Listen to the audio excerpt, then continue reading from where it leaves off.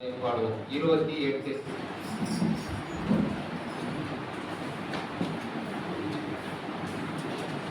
இயேசுவையே துதி செய் நீ மனமே, இயேசுவையே துதி செய்.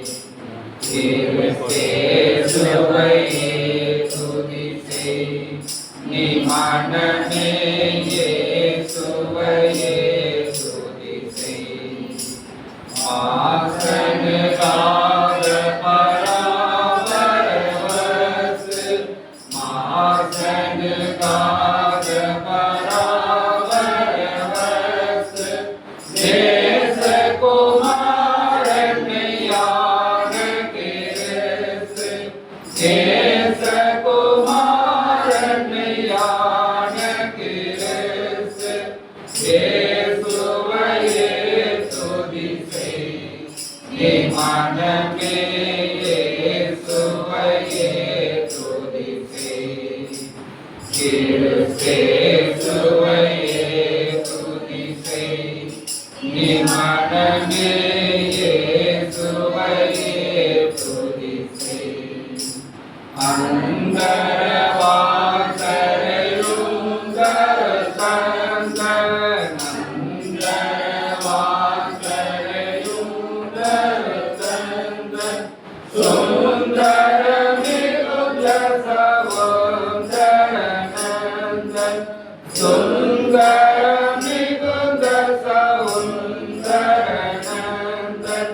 இயேசுவையே துதி செய் நீ மனமே, இயேசுவையே துதி செய்.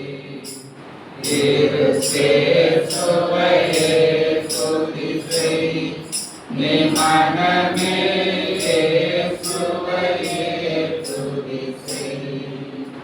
எண்ணின காரியம் யாவும் முடிக்க, எண்ணின காரியம் யாவும் முடிக்க, மண்ணிலும் விண்ணிலும் வாழ்ந்து சுகிக்க, மண்ணிலும் விண்ணிலும் வாழ்ந்து சுகிக்க.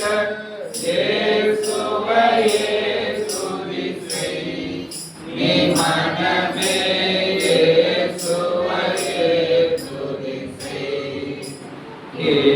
இயேசுவையே துதி செய் நீ மனமே, இயேசுவையே துதி செய். 10 கற்பனைகளை வாசிப்போம். யாத்திராகமம் 20ஆம் அதிகாரம் வசனங்கள் 3 துவங்கி 17 முடிய. யாத்திராகமம் 20 வசனங்கள் 3 துவங்கி 17 முடிய. நாம் யாவரும் சேர்த்து வாசிப்போம். என்னை அன்றி உனக்கு வேறே தேவர்கள் உண்டாயிருக்க வேண்டாம். மேலே வானத்திலும் கீழே பூமியிலும் பூமியின் கீழ் தண்ணீரிலும் உண்டாயிருப்பதற்கு ஒப்பான ஒரு சொரூபத்தை ஆகிலும் யாதொரு விக்கிரகத்தை ஆகிலும் நீ உனக்கு உண்டாக்க வேண்டாம். நீ அவைகளை நமஸ்கரிக்கவும் சேவிக்கவும் வேண்டாம். உன் தேவனாகிய கர்த்தராய் இருக்கிற நான் எரிச்சல் உள்ள தேவனாய் இருந்து என்னை படைக்கிறவர்களை குறித்து பிதாக்களுடைய அக்கிரமத்தை பிள்ளைகளிடத்தில் 3ஆம் 4ஆம் தலைமுறை மட்டும் விசாரிக்கிறவராய் இருக்கிறேன். என்னிடத்தில் அன்பு கொண்டு என் கற்பனைகளை கைக்கொள்வதற்கோ 1000 தலைமுறை மட்டும் இறக்கம் செய்கிறவராய் இருக்கிறேன். உன் தேவனாகிய கர்த்தருடைய நாமத்தை வீதியிலே வழங்காதிருப்பாயாக. கர்த்தர் தம்முடைய நாமத்தை வீதியிலே வழங்குகிறவனை தண்டியாமல் விடார். ஓய்வு நாளை பரிசுத்தமாய் ஆசரிக்க நினைப்பாயாக. 6 நாளும் நீ வேலை செய்து உன் கிரியைகளை எல்லாம் நடப்பிப்பாயாக. 7ஆம் நாளோ உன் தேவனாகிய கர்த்தருடைய ஓய்வு நாள். அதிலே நீ ஆனாலும் உன் குமாரனானாலும் உன் குமார்த்தி ஆனாலும் உன் வேலைக்காரனானாலும் உன் வேலைக்காரியானாலும் உன் மிருக ஜீவனானாலும் உன் வாசல்களில் இருக்கிற அந்நியனானாலும் யாதொரு வேலையும் செய்ய வேண்டாம். கர்த்தர் 6 நாளைக்குள்ளே வானத்தையும் பூமியையும் சமுத்திரத்தையும் அவைகளில் உள்ள எல்லாவற்றையும் உண்டாக்கி 7ஆம் நாளிலே ஓய்ந்திருந்தார். ஆகையால் கர்த்தர் ஓய்வு நாளை ஆசீர்வதித்து அதை பரிசுத்தமாக்கினார். உன் தேவனாகிய கர்த்தர் உனக்கு கொடுத்த தேசத்திலே உன் நாட்கள் நீடித்திருப்பதற்கு உன் தகப்பனையும் உன் தாயையும் கனம் பண்ணுவாயாக. கொலை செய்யாதிருப்பாயாக. விபச்சாரம் செய்யாதிருப்பாயாக, களவு செய்யாதிருப்பாயாக, பிறனுக்கு விரோதமாக பொய் சாட்சி சொல்லாதிருப்பாயாக, பிறனுடைய வீட்டை இடிக்காதிருப்பாயாக, உன்னுடைய மனைவியும் அவனுடைய வேலைக்காரனையும் அவனுடைய வேலைக்காரியும் அவனுடைய எருதையும் அவனுடைய கழுதையும் இன்னும் பிறனுக்குள்ளே யாரையும் வீசியாதிருப்பாயாக என்றார். தேவன் தாமே இந்த வசனங்களை ஆசீர்வதிப்பார்கள். இந்த நேரத்திலும் நமது ஆராதனை ஆரம்ப ஜெபத்தை நம்ம சபை பொருளாளர் ஜெபஸ்மின் ஜீவா அவர்கள் ஏற்படுவார்.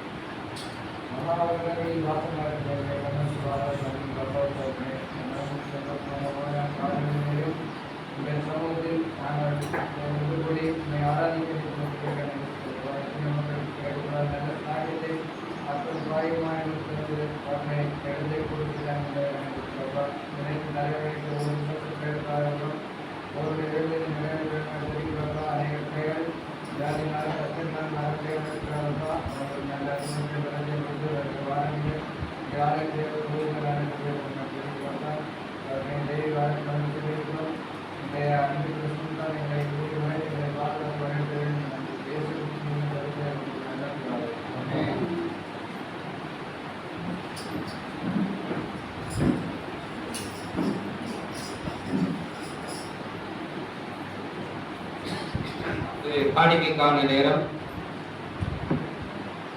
1 9 வசனம் இவ்வாறு சொல்கிறது. இப்படி மனப்பூர்வமாய் கொடுத்ததற்காக ஜனங்கள் சந்தோஷப்பட்டார்கள். உத்தம இருதயத்தோட உற்சாகமாய் கர்த்தருக்கு கொடுத்தார்கள். தாவீது ராஜாவும் மிகவும் சந்தோஷப்பட்டான். கர்த்தருக்கு உற்சாகமாய் கொடுத்தால் நம்மை அதிகமாக ஆசீர்வதித்து நம் வருவாயை பெருக்குகிற தேவன் என்பதை நாம் அறிந்திருக்கிறோம். இந்த வேளையிலும் நாம் கர்த்தருக்கு செலுத்த வேண்டிய தசமபாக காணிக்கைகள், பிரதநாள் காணிக்கைகள், விசேஷித்த காணிக்கைகள் வைத்திருப்பவர்கள் முன் வந்து ஒப்படைக்குமாறு கேட்டுக்கொள்கிறேன். அந்த நேரத்திலே சபை செலவு காணிக்கையும் சேகரிக்கப்படும்.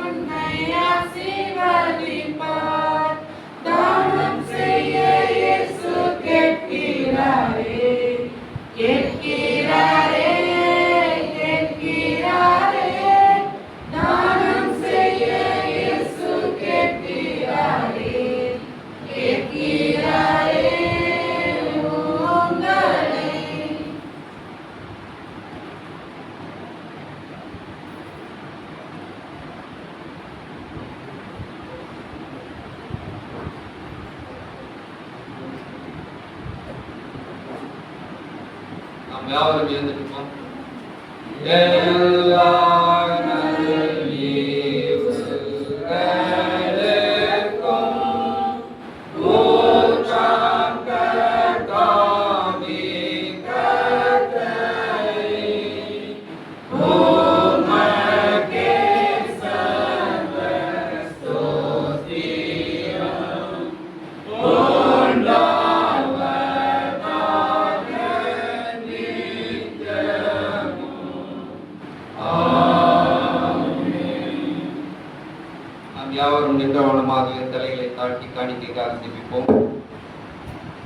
நேற்றும் இன்றும் என்றும் மாறாதவராயிருந்து வழிநடத்துகிற ஜீவனுள்ள நல்ல பிதாவே, அன்பின் சாமி, இந்த அருமையான இந்த ஓய்வு நாளின் இந்த காலை வேலைக்காக உங்களுக்கு நன்றியான ஸ்துதியும் ஸ்தோத்திரங்களை பேரெடுக்கிறோம். கடந்த வாரம் முழுவதுமாக உடைய கிருபையினாலும் உடைய இரக்கத்தினாலும் உடைய ஒத்தாசையினாலும் எங்கள் ஒவ்வொருவரையும் நீர் பாதுகாத்து எங்களுக்கு ஜீவனை தந்து மற்றும் ஒரு ஓய்வு நாளை காணவும் சேவிக்கவும் நீர் செய்திருக்கிற மாபெரும் கிருபைக்காக இந்த நேரத்திலே நன்றியை படைக்கிறோம் அப்பா. வந்திருக்கிற ஒவ்வொரு விசுவாச பிள்ளைகளையும் பேர் பேராக தனித்தனியாக நீர் சொல்லிட்டு ஆசீர்வதிக்க வேண்டுகிறோம் கர்த்தாவே. எங்களில் அநேகர் இன்று நாளிலும் பல கர்த்தாவே விருந்தினர்களாக எங்களோடு வந்து கலந்து கொண்டிருக்கிறார்கள் பிதாவே. அவர்களையும் அவர்கள் குடும்பங்களையும் கூட நீர் ஆசீர்வதித்தல்ல கர்த்தாவே. இதோ இந்த நேரத்தில் அப்பா நாங்கள் செலுத்திய காணிக்கைக்காக ஜெபிக்கிறோம் கர்த்தாவே. செலுத்திய கரங்கள் ஒவ்வொன்றையும் நீர் ஆசீர்வதித்தல்லும் அப்பா. அவர்கள் நோக்கங்கள் நிறைவாக நீர் கிருபை புரிந்தல்லும் அப்பா. இந்த காணிக்கையானது உங்களுடைய ராட்டியத்துக்கு பிறகு உங்களுடைய ஊழியத்துக்கு பயன்படவும் நிர்தாமை கிருபையாக இந்த காணிக்கையை ஆசீர்வதிக்கும்படியாக இந்த நேரத்திலே மன்றாடுகிறோம் கர்த்தாவே. இந்த நேரத்தில் உங்களுக்கு கர்த்தாவே தெய்வீக ஆராதனைக்காக கடந்து போகிறோம். பேச போகிற தாசரை மறைத்து நீரே எங்களுக்கு நல்ல சத்தியத்தை வெளிப்படுத்தும்படியாக கொள்ள வேண்டுகிறோம் கர்த்தாவே. ஒவ்வொரு தேவைகளையும் நீரே சந்தித்தல்லும் ஆசீர்வதித்தல்லும். இயேசுவின் மூலமாய் ஜெபம் ஏறெடுக்கிறோம் பிதாவே, ஆமென்.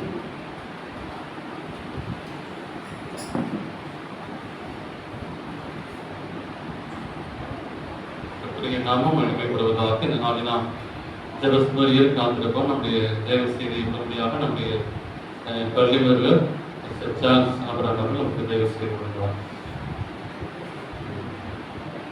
கர்த்தருடைய பெரிதான நாமம் மகிமைப்படுவதாக. இந்த நாளிலும் உங்களோடு சேர்ந்து வேதத்தை தியானிக்க தேவன் கொடுத்த இந்த வாக்கியத்திற்காக முதலாவது தேவனுக்கு நான் நன்றியை எடுத்துக் கொள்கிறேன். இந்த வாய்ப்பினை கொடுத்த போதகருக்கும் திருச்சபை விசுவாசிகளுக்கும் இந்த நேரத்தில் நான் நன்றியை தெரிவித்துக் கொள்கிறேன். எனக்கு கொடுக்கப்பட்ட நேரம் ரொம்ப சொற்பம், 15 நிமிஷம். எவ்வளவு சீக்கிரம் முடிக்க முடியுமோ. உங்களுக்கு யாருக்காவது நீதிமன்ற விசாரணையின் அனுபவம் இருக்குதா? நம்மள யாருக்காச்சும் நீதிமன்ற விசாரணையின் அனுபவம் இருக்குதா? இல்ல. அதற்காக நான் தேவனை சோஸ்தரிக்கிறேன். ஒரு கற்பனைக்காக வைத்துக் கொள்வோம். நமக்கு வந்து ஒரு லெட்டர் வருது, ஒரு கடிதம் நீதிமன்றத்திலிருந்து வருது, இல்ல ஒரு மெயில் வருது. நாளைய தினத்துல உங்களுடைய விசாரணை, உங்களுடைய வழக்கு விசாரணை நாளைய தினத்துல இருக்குது, நீங்க நீதிமன்றத்துக்கு ஆஜராகணும் அப்படின்னு சொல்லி ஒரு கடிதம் நமக்கு வந்துச்சு அப்படின்னா நம்மளுடைய எத்தனை பேருக்கு சந்தோஷமா இருக்கும்? எத்தனை பேர் சந்தோஷமா இருக்கும்? எனக்கு நாளைக்கு வழக்கு விசாரணைக்கு வருது, இல்ல நம்ம அதை குறித்து கவலை இல்லாம இருக்குமா? அதான் வழக்கு தானே வந்தா வந்து போகுதுன்னு சொல்லிட்டு எந்த ஒரு கவலை இல்லாம நம்ம இருக்குமா? உதாசீனப்படுத்திட்டு எங்க பவுல் அப்போஸ்தலர் கொரிந்தியருக்கு எழுதின நிருபத்தின் மூலமாக இந்த மாதிரியான ஒரு வழக்கினை நாம் ஒவ்வொருவருக்கும் இருப்பதாக அந்த சொல்றார். எடுத்தவங்க வாசிங்க. 2 கொரிந்தியர் 5வது அதிகாரம் 10வது வசனம். 2 கொரிந்தியர் 5ஆம் அதிகாரம் 10வது வசனம். ஏனென்றால் சரீரத்தில் அவனவன் செய்த நன்மைக்காவது தீமைக்காவது தக்க பலனை அடையும்படிக்கு நாம் எல்லாரும் கிறிஸ்துவின் நியாயாசனத்துக்கு முன்பாக நிற்க வேண்டும். பாருங்க, இங்க ஒரு எச்சரிக்கை வந்து பவுல் அப்போஸ்தலர் வந்து கொடுக்கிறார். நாம் எல்லாரும் என்ன செய்யணும்? கிறிஸ்துவின் நியாயாசனத்துக்கு முன்பாக நாம் விசாரிக்கப்பட இருக்கிறோம். நம்முடைய வழக்கானது கிறிஸ்துவின் நியாயாசனத்துக்கு முன்பாக அது விசாரிக்கப்பட இருக்குது. இதை குறித்து நமக்கு ஏதாவது கவலை இருக்குதா? இதை குறித்து நம்ம சிந்திக்கிறோமா? நம்முடைய வழக்கானது ஆண்டவருடைய சன்னிதானத்திலே கிறிஸ்துவுக்கு முன்பாக அது விசாரிக்கப்பட இருக்குது. நிச்சயமாக நாம் நம்பினாலும் சரி, நாம் நம்பாவிட்டாலும் சரி, நம்ம விரும்பினாலும் நாம் விரும்பாவிட்டாலும், ஒருவேளை நம்ம கிறிஸ்தவர்களாக இருக்கலாம், இல்ல கிறிஸ்தவர் அல்லாத இருக்கலாம், நம்ம ஏழையா இருக்கலாம், இல்ல பணக்காரனாக இருக்கலாம். நம்ம தெரிந்து கொள்ள வேண்டிய ஒரு விஷயம் என்ன அப்படின்னா, நம்ம எல்லாருடைய வழக்கும் அது கிறிஸ்துவின் நியாயாசனத்துக்கு முன்பாக அது விசாரிக்கப்பட இருக்கிறது. இந்த பூமியில் உள்ள அந்த நீதிமன்றத்துல விசாரணை கூடும்போது அது என்ன செய்யலாம்? ஒருவேளை வாய்தா வாங்கலாம். இந்த முறை வாய்தா வாங்கிட்டு அடுத்த முறை போகலாம். ஆனா பரலோக நீதிமன்றத்துல அந்த விசாரணை நமக்கு வரும் பொழுது நம்ம என்ன செய்ய முடியாது? அதுக்கு நம்ம அந்த வாய்தா வாங்க முடியாது. நிச்சயமாக நாம் ஒவ்வொருவரும் என்ன செய்யணும்? அங்கே நியாயாசனத்துக்கு முன்பாக நாம் இருக்க வேண்டும் என்பதை இந்த நேரத்தில் நாம் ஒவ்வொருவரும் தெளிவாக புரிந்து கொள்ள வேண்டும். இங்கே ரோமர் 14வது அதிகாரம் 12வது வசனத்தை வாசிங்க. ரோமருக்கு எழுதின சுவிசேஷம் 14ஆம் அதிகாரம் 12வது வசனம். ஆதலால் நம்மில் ஒவ்வொருவனும் தன்னை குறித்து தேவனுக்கு கணக்கு ஒப்புவிப்பான். ஆதலால் நம்மில் ஒவ்வொருவனும் நம்மை குறித்து தேவனிடத்திலே கணக்கு ஒப்புவிப்பான். நம்ம செய்த நன்மையானாலும் சரி, தீமையான காரியங்களானாலும் சரி, கிறிஸ்துவின் நியாய சங்கத்திற்கு முன்பாக நாம் ஒவ்வொரு இடத்தையும் கணக்கு ஒப்புவிக்க வேண்டி இருக்குது. நாம் யாரும் நடத்த முடியாது, அதுல இருந்து நம்ம தப்ப முடியாது. அந்த விசாரணையில நம்ம யாரும் என்ன பண்ண முடியாது, வாய்தாவோ தப்பவோ முடியாது. இந்த நியாய விசாரணை யாருக்கெல்லாம் இருக்கு?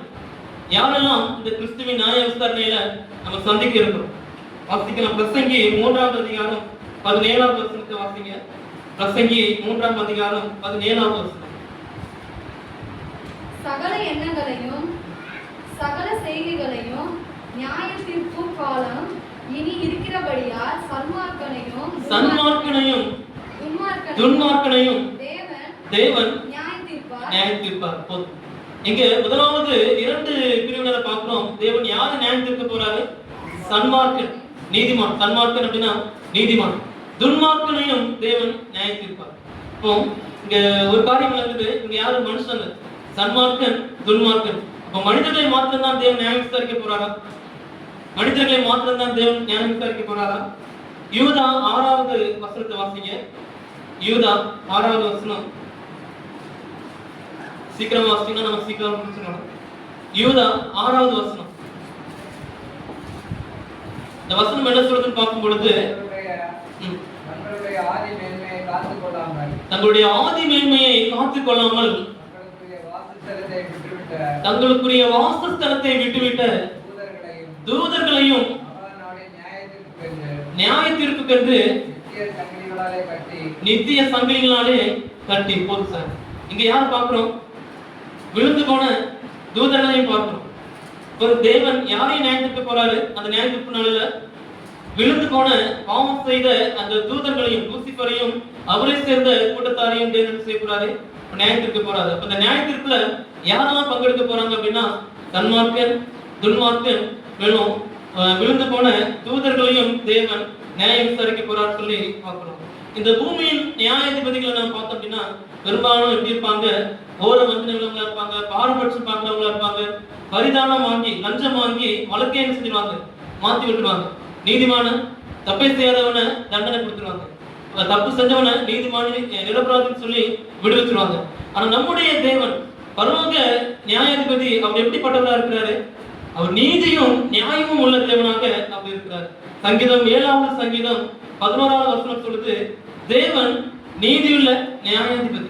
அவர் நீதியுள்ள நியாயாதிபதி. அவர்கிட்ட எந்த ஒரு குறையும் கிடையாது. அவருடைய விசாரணை எப்படி இருக்கும்? அது நீதியா இருக்கும்னு சொல்லி நம்முடைய பரிசுத்த வேதாகமும் சொல்லுது. நம்முடைய பூமிக்குரிய நீதிமன்றத்தை எடுத்துட்டோம் அப்படின்னா கிளை நீதிமன்றம், டிஸ்ட்ரிக்ட் கோர்ட். அங்க ஒருவேளை நியாயம் கிடைக்கல அப்படின்னா மேல ஹை கோர்ட் போகலாம். அங்க நியாயம் கிடைக்கல அப்படின்னா சுப்ரீம் கோர்ட் போகலாம். ஆனா நம்முடைய தேவனுடைய அந்த நீதிமன்றம் பார்த்தோம் அப்படின்னா அந்த ஒரே விசாரணை தான், ஒரே ஒரு முறை தான் நம்முடைய நியாயம் அங்க விசாரிக்கப்படுறது இருக்குது. ஏன் அப்படின்னா நம்முடைய தேவன் எப்படிப்பட்டவர்? நீதியுள்ள நியாயாதிபதி. அவர் கொஞ்சம் கூட அநீதி இல்லை அப்படின்னு சொல்லி பார்க்கிறோம். சரி, இப்ப இந்த நியாய விசாரணை அது எங்க நடைபெறுது? யார் இந்த நியாய விசாரணை நடத்துறதுன்னு பார்ப்போம் அப்படின்னா, தானியேல் 7வது அதிகாரத்துக்கு நம்முடைய கவனத்தை திருப்பணும் அப்படின்னா அங்க ஒரு நீதிமன்ற காட்சி வந்து தானியேல் பார்க்கிறாரு. தானியேல் 7வது அதிகாரம் 9வது 10வது வசனத்தை வாசிங்க. தானியேல் 7வது அதிகாரம் 9வது 10வது வசனம். நான் பார்த்து கொண்டிருக்கையில் சிங்காசனங்கள் வைக்கப்பட்டது, நீண்ட ஆயுசுள்ளவர் வீற்றிருந்தார். அவருடைய வஸ்திரம் உறைந்த மலையை போலவும் அவருடைய சிரசின் மயிர் வெண்மையாகவும் பஞ்சை போலவும் துப்புரவுமாக இருந்தது. அவருடைய சிங்காசனம் அக்கினி ஜுவாலையும் அதன் சக்கரங்கள் எரிகிற நெருப்புமாய் இருந்தது. இங்க பாக்குறோம், இங்க தானியேல் வந்து ஒரு நீதிமன்ற ஆட்சியை பார்க்கிறார். அங்க என்ன இருக்குது? சிங்காசனம் வைக்கப்படுதா இல்ல சிங்காசனங்கள் வைக்கப்பட்டிருந்துச்சா? சிங்காசனமா சிங்காசனங்களா? சிங்காசனங்கள் பன்மையில சொல்லியிருக்கிறாங்க. ஒரு சிங்காசனம் மாத்திரமல்ல, இன்னமும் சிங்காசனங்கள் இருக்குது. முதலாவது ஒரு பெரிய சிங்காசனம் இருக்குது. அங்க யார் வீட்டிருக்கிறாங்க? உன்னதமானவர் வீட்டிருக்கிறாங்க. இன்னும் இதே காட்சியை வெளிப்படுத்தின சுவிசேஷம் 5வது அதிகாரத்தில் நாம் பார்க்க முடியும். Most holy one seated on the throne. மகா பரிசுத்தமுள்ளவர் செய்றாரு, அந்த சிங்காசனத்துல வீற்றிருக்கிறாங்க. அதை சுத்தி 24 சிங்காசனங்கள் இருக்குது. அதுல யார் வீட்டிருப்பாங்க? மூப்பர்கள். 24 மூப்பர்கள் வீட்டிருக்கிறாங்க. அது மாத்திரமல்ல, தொடர்ந்து பார்க்கும் பொழுது 4 ஜீவன்கள் அங்க இருக்குது. இன்னும் ஆயிரமான தேவ தூதர்கள் என்ன செய்யறாங்க? அங்க தேவனை போற்றி புகழ்ந்துட்டு இருக்கிறாங்க. இப்படிப்பட்ட ஒரு காட்சியை பார்க்கிறோம். அப்ப நமக்கு தெளிவா தெரியுது, யார் இந்த நியாயாதிபதி? உன்னதமானவர். இது நம்முடைய பிதாவாகிய தேவனை அங்க குறிக்குது. இன்னும் இயேசு கிறிஸ்து வரல. 13வது வசனத்தை வாசிங்க. தானியேல் 7வது அதிகாரம் 13வது வசனம். தரிசனங்களிலே நான் பார்த்து கொண்டிருக்கையில் இதோ மனுஷகுமாரனுடைய சாயலான ஒருவர் வானத்தின் மேகங்களுடனே வந்தார். அவர் நீண்ட ஆயுசுள்ளவர் அண்டையில் இடமட்டும் வந்து அவர் சமீபத்தில் கொண்டு வரப்பட்டார். முதலாவது பார்த்தோம், அந்த சிங்காசனங்கள் வைக்கப்பட்டுச்சு. உன்னதமானவர் சிங்காசனத்தில் வீட்டிருக்கிறாரு. 24 மூப்பர்கள் அங்க உட்கார்ந்து இருக்கிறாங்க. 4 ஜீவன்கள் இருக்கிறாங்க. ஆயிரமான தேவதூதர்கள் அங்க அவர் சேவித்துட்டு இருக்கிறாங்க. இப்பொழுது யார் வராங்க? மனுஷகுமாரனுக்கு ஒப்பான ஒருவர் வானத்தின் மேகத்துல அங்க கொண்டு வரப்படுறாரு. எங்க வராரு? உன்னதமானவர் பக்கத்துல கொண்டு வராங்க. இது யார் அப்படின்னு பாத்தீங்க அப்படின்னா நம்முடைய ஆண்டவராகிய இயேசு கிறிஸ்து. மனுஷகுமாரன் தேவகுமாரனும் அவர்தான். இப்போ இங்கே ஆண்டவராகிய இயேசு கிறிஸ்துவுடைய வேலை அங்க பரிசுத்தமான பிதாவானவர் நீதிபதி, நியாயமுள்ள நீதிபதியாக இருக்கிறாரு. இங்க இயேசுவானவருடைய வேலை 1 யோவான் 2வது அதிகாரம் 1வது வசனத்தை வாசிக்கலாம். 1 யோவான் 2வது அதிகாரம் 1வது வசனம். இந்த வசனம் சொல்றது, நமக்காக பிதாவின் சமூகத்திலே பரிந்து பேசுகிறவர் இயேசு கிறிஸ்து என்ன செய்யறாரு? நமக்காக பிதாவுடைய சமூகத்தில் என்ன செய்யறாரு? பரிந்து பேசக்கூடிய ஒரு ஊழியத்தை நம்ம செய்யறதாக நாம் பார்க்கிறோம். ஆங்கிலத்தில் சொல்லும் பொழுது we have an advocate. நமக்காக ஒரு வக்கீல் இருக்கிறாங்க. ஆண்டவராகிய இயேசு கிறிஸ்து பிதாவின் சமூகத்துல நமக்காக என்ன வேலை செய்யறாரு? இந்த பூமி நியாய நீதிமன்றத்துல ஒரு வக்கீல் எப்படி வாதாடுவாரோ தன்னுடைய கட்சிக்காரருக்காக, அதே போல பரலோக அந்த நீதிமன்றத்துல இயேசுவானவர் தம்முடைய இரத்தத்தினாலே உங்களுக்காகவும் எனக்காகவும் என்ன செய்யறாரு? பிதாவின் சமூகத்திலே அங்க பரிந்து பேசிக் கொண்டிருக்கிறார். இன்னொரு வசனத்தை வாசிக்கலாம். வெளிப்படுத்தல் சுவிசேஷம் 3வது அதிகாரம் 5வது வசனம். வெளிப்படுத்தல் சுவிசேஷம் 3ஆம் அதிகாரம். அவனுக்கு வெண்வசித்திரம் தருவிக்கப்படும். ஜீவ புஸ்தகத்தில் அவனுடைய நாமத்தை நான் கிறுக்கி போடாமல் என் பிதா முன்பாகவும் அவருடைய தூதர் முன்பாகவும் அவன் நாமத்தை அறிக்கையிடுவேன். இங்கே ஆண்டவர் இயேசு கிறிஸ்து ஜீவ புஸ்தகத்தில் பேரெழுதப்பட்டவர்கள் அவருடைய நாமத்தை கிறுக்கி போடாதபடிக்கு என்ன செய்யறார்? இயேசு கிறிஸ்து அங்கே பிதாவின் சமூகத்துல அறிக்கை இடுகிறார் சொல்லி பார்க்கிறப்போ ஆண்டவர் இயேசு கிறிஸ்து நமக்காக பரிந்து பேசக்கூடிய ஒரு ஊழியத்தை செய்யறாரு.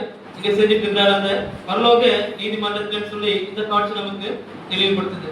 இங்க இந்த ஜீவ புஸ்தகம் அப்படின்னு சொல்லும் பொழுது இந்த தானியேல் 7வது அதிகாரத்துல 10வது வசனத்துக்கு நம்ம கவனம் திருப்பணும் அப்படின்னா அந்த பரலோக நீதிமன்ற காட்சியில இன்னொரு காரியத்தை பார்க்கிறோம். புஸ்தகங்கள் திறக்கப்பட்டது. புஸ்தகங்களா? புஸ்தகங்கள். அப்ப பரலோக நீதிமன்றத்துல எத்தனை புஸ்தகங்கள் இருக்கு? ஏற்கனவே நான் படிச்சதுதான். 3 விதமான புஸ்தகங்கள் அங்க காணப்படுது. என்னென்ன புஸ்தகங்கள்? பாவ புஸ்தகம், ஜீவ புஸ்தகம், ஞாபக புஸ்தகம். 3 விதமான புத்தகங்கள் அங்க காணப்படுது. நம்ம செய்யக்கூடிய நல்ல காரியங்கள் எல்லாம் இங்க எழுதப்படுது ஞாபக புஸ்தகத்துல. நம்ம எப்பொழுது இயேசு கிறிஸ்துவை நம்முடைய சொந்த ரட்சகராக ஏற்றுக்கொள்கிறோமோ அப்பொழுது நம்ம பேர் எங்க எழுதப்படும்? ஜீவ புஸ்தகத்துல நம்முடைய பேரானது எழுதப்படும். நம்ம பாவம் செய்யும் பொழுதுலாம் நம்முடைய பாவம் எங்க எழுதப்படும்? பாவ புஸ்தகத்துல எழுதப்படும். இதை யார் எழுதுறது? யார் இந்த காரியத்தை பதிவு செய்யறதுன்னு பார்த்தோம் அப்படின்னா இங்க பிரசங்கி 5வது அதிகாரம் 6வது வசனத்தை பார்த்தோம் அப்படின்னா தூதர்கள் என்ன செய்யறாங்க? நம்ம செய்யக்கூடிய ஒவ்வொரு காரியத்தையும் இந்த 3 புஸ்தகங்கள்ல அங்க பதிவு செய்யறாங்க அப்படின்னு பார்க்கிறோம். இப்போ நம்ம செய்யக்கூடிய ஒவ்வொரு காரியமும் நம்ம அவ்வளவு அஜாக்கிரதையா இருக்கக்கூடாது. யார் நம்மளை பாக்குறாங்க, நம்ம செய்யறது யாருக்கு தெரிய போகுது, நம்ம யோசிக்கிறது யாருக்கு தெரிய போகுதுன்னு சொல்லி நம்ம அஜாக்கிரதையா இருக்கக்கூடாது. நம்ம செய்யக்கூடிய ஒவ்வொரு காரியம், நம்ம யோசிக்கக்கூடிய ஒவ்வொரு நம்முடைய சிந்தனை எல்லாம் எங்க இருக்குது? இந்த புஸ்தகங்கள்ல அங்க பதிவு செய்யப்படுது அப்படிங்கிறத நம்ம உணர்ந்து கொள்ளணும். இப்போ ஆண்டவராகிய இயேசு கிறிஸ்து இந்த பரலோக நீதிமன்றத்துல விசாரிக்க இருக்கிறாரு. எந்த காரியம் இங்க விசாரிக்கப்படும்? எதை குறித்து இங்க விசாரிக்க போறாங்க? பிரசங்கி 12வது அதிகாரம் 14வது வசனத்தை வாசிங்க. பிரசங்கி 12:14 வசனம். இன்னைக்கு நிறைய நேரத்துல நம்ம பாவம் செய்வோம். ஒவ்வொரு கிரியையும் அந்தரங்கமான ஒவ்வொரு காரியத்தையும் நன்மையானாலும் தீமையானாலும் தேவன் நியாயத்திலே கொண்டு வருவார். இன்னைக்கு நம்ம அநேக நேரத்துல பாவம் எப்போ செய்வோம்? தனியா இருக்கும்போது தான் செய்வோம். யாரும் நம்மள பார்க்கல, நம்ம செய்யறதை பார்க்கறதுக்கு யாருமே இல்லை அப்படின்னு சொல்லி என்ன செய்வோம்? நம்ம பாவம் செய்வோம். ஆனா தேவன் சொல்றாரு, நீ செய்யற நன்மையானாலும் சரி தீமையானாலும் சரி, அது ரகசியமா செஞ்சாலும் சரி, என்ன செய்வேன்? அது வெளியரங்கமாக்கப்படும், நான் நியாயத்துல கொண்டு வருவேன்னு சொல்லி ஆண்டவர் சொல்றாரு. முதலாவது காரியம் எதை விசாரிக்க போறாரு அப்படின்னா, நம்ம செய்த நன்மையான காரியங்களா இருந்தாலும் சரி தீமையான காரியங்களா இருந்தாலும் சரி, அது ரகசியமா செஞ்சிருந்தாலும் சரி, தேவன் அந்த காரியத்தை இந்த நியாய விசாரணையில விசாரிக்க போறாரு. இரண்டாவது தொடர்ந்து பார்க்கும் பொழுது பிரசங்கி 11வது அதிகாரம் 9வது வசனம் சொல்லுது, வாலிபனே உன் வாலிப பிராயத்துல சந்தோஷப்படு, நீ மகிழ்ந்து களி கூறு, உன் கண்ணின் காட்டிலும் உன் என்ன மனம் போன போக்குல என்ன செய், நீ வாழ்ந்துக்க. ஆனாலும் ஒரு காரியத்தை மறந்துடாத, என்ன செய்யணும்? தேவன் நியாயத்துல கொண்டு வருவார். நீ செய்த எல்லாவற்றையும் என்ன செய்வாரு? நியாயத்துல கொண்டு வருவார் அப்படிங்கிறோம். பொதுவா நம்ம எப்பதான் பாவம் அதிகமா செய்வோம்? இந்த வாழ்வு பிராயத்துல தான் அதிகமான பாவம் செய்வோம். ஆனா வயதான காலத்துல ஆண்டவர் நெருங்கி ஜீவிக்கணும்னு நினைப்போம். அந்த காரியம் சொல்றது, வாலிபனே உன் வாழ்வு பிராயத்துல எப்படினாலும் வாழ்ந்துக்க, ஆனா ஒரு காரியத்தை மறந்துடாத, நீ இதெல்லாம் குறித்து செய்யணும், நியாய திருப்பினால கணக்கு கொடுக்கணும் அப்படிங்கிறத மறந்துடாதன்னு சொல்லி இந்த நேரத்துல தேவன் பிரசங்கி மூலமாக சாலமோனின் மூலமாக நம்ம ஒவ்வொருவருக்கும் சொல்றாரு. நம்ம செய்த ஒவ்வொரு காரியமும் இந்த நியாய விசாரணையில அது வெளியரங்கமாக்கப்படும், தேவன் நியாயம் விசாரிப்பார் அப்படிங்கிறத நம்ம கற்றுக்கொள்ளணும். இரண்டாவது காரியம் மத்தேயு 12வது அதிகாரம் 36வது வசனத்தை வாசிங்க. மத்தேயு 12 வசனம் 36. மனுஷர் பேசின வீணான வார்த்தைகள் ஒவ்வொன்றையும் குறித்து என்ன செய்யணும்?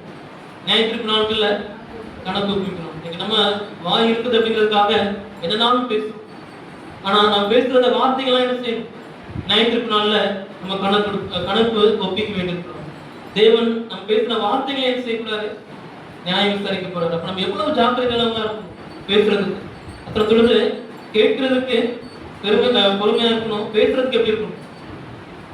பேசுறது நம்ம எப்படி இருக்கும்? ரொம்ப பொறுமையா இருக்கும்.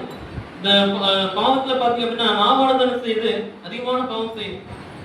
பேசுறதுக்கு ரொம்ப கவனமா ஜாக்கிரதையா இருக்கணும். ஏன் அப்படின்னா நம்ம பேசுற ஒவ்வொரு வார்த்தையை குறித்து தேவன் நியாயம் விசாரிக்க இருக்கிறார். அதற்காக நம்ம கணக்கு ஒப்புவிக்கணும் அப்படிங்கிறத நான் கற்று உணர்ந்து கொள்ளணும். மூன்றாவதாக 1 கொரிந்தியர் 4வது அதிகாரம் 5வது வசனத்தை வாசிங்க. பெரும்பாலும் நம்முடைய பாவம் எங்கதான் ஆரம்பமாகுது? பாவம் எங்கதான் ஆரம்பமாகுது? நம்முடைய சிந்தையிலும் நம்முடைய இருதயத்திலும் தான் இந்த பாவமானது அந்த உற்பத்தி ஆகுதுன்னு சொல்லி வேத வசனங்கள் தெளிவுபடுத்த வாசிங்க. 1 கொரிந்தியர் 4வது அதிகாரம் 5வது வசனம்.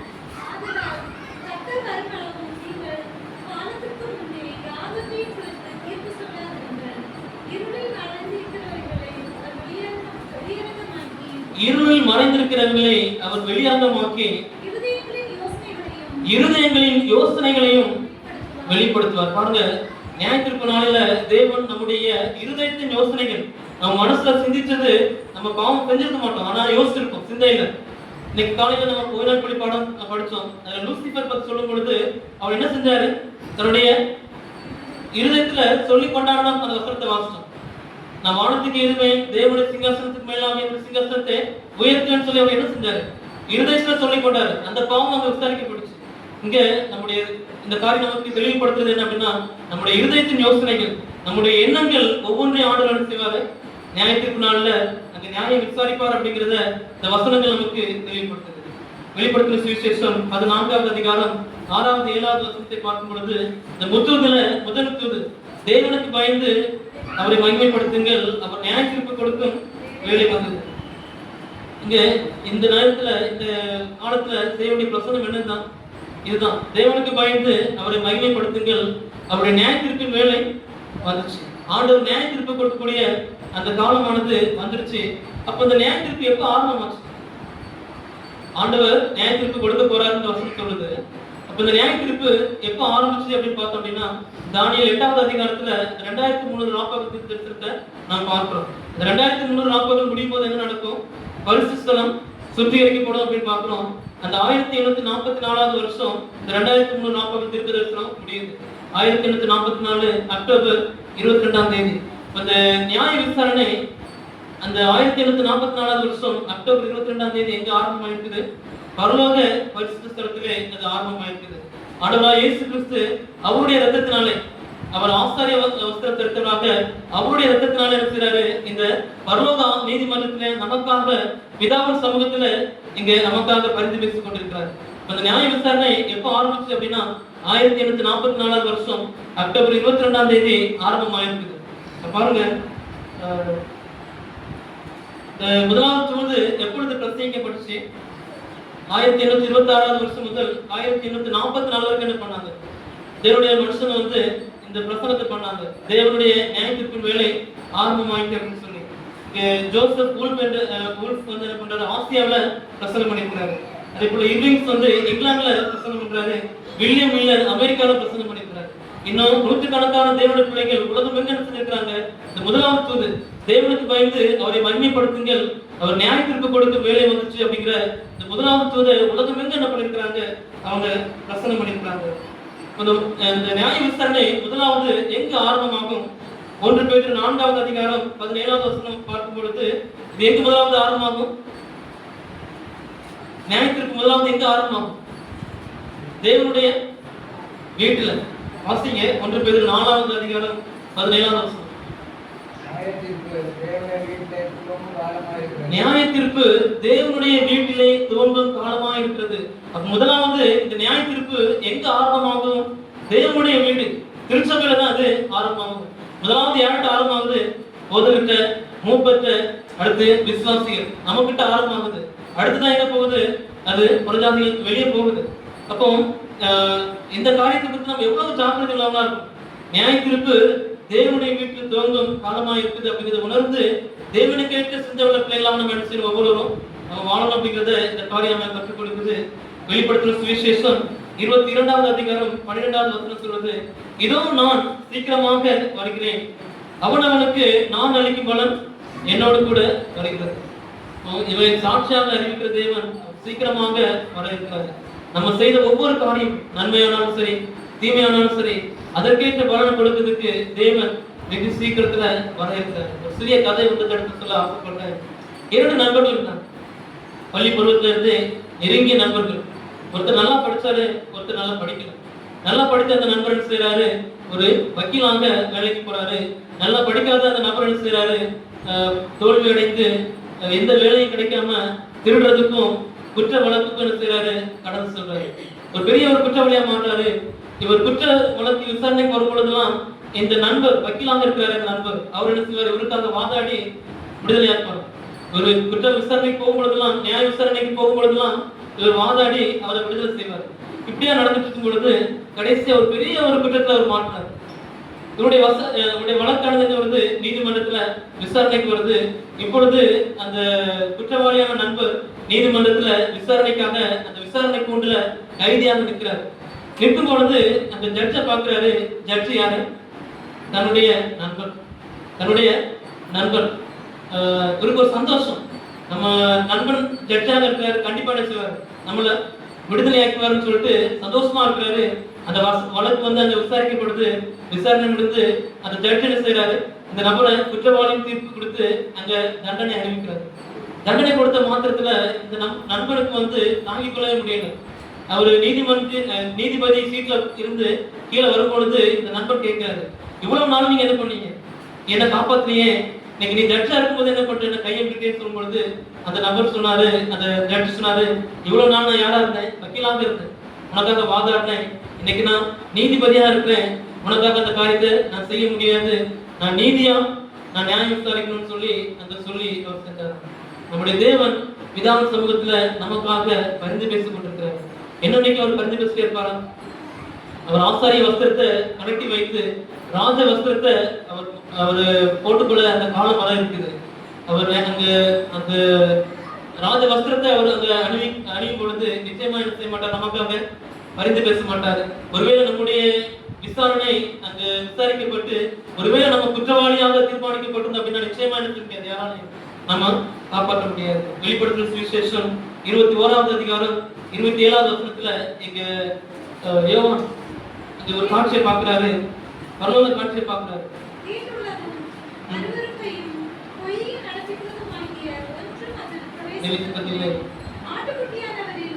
ஆட்டுக்குட்டியானவரின் ஜீவ புஸ்தகத்தில் எழுதப்பட்டவர்கள் மாத்திரம் அதில் பிரவேசித்தார்கள். இந்த பரலோக காட்சியை பார்க்கிறாரு. இங்க ஆட்டுக்குட்டியானவருடைய அந்த ஜீவ புஸ்தகத்துல பேர் எழுதப்பட்ட மாத்திரம் தான் இருக்கிறாங்க அந்த பரலோகத்துக்குள்ளாடி பிரவேசிப்பாங்க. வேற யாரும் என்ன செய்ய முடியாது, பிரவேசிக்க முடியாது. அப்போ அவ்வளவு ஒரு பெரிய ஒரு பாக்கியம். பரலோக ராஜ்யத்துக்குள்ள நம்ம பிரவேசிக்கணும் அப்படின்னா நம்முடைய பேர் எங்க இருக்கணும்?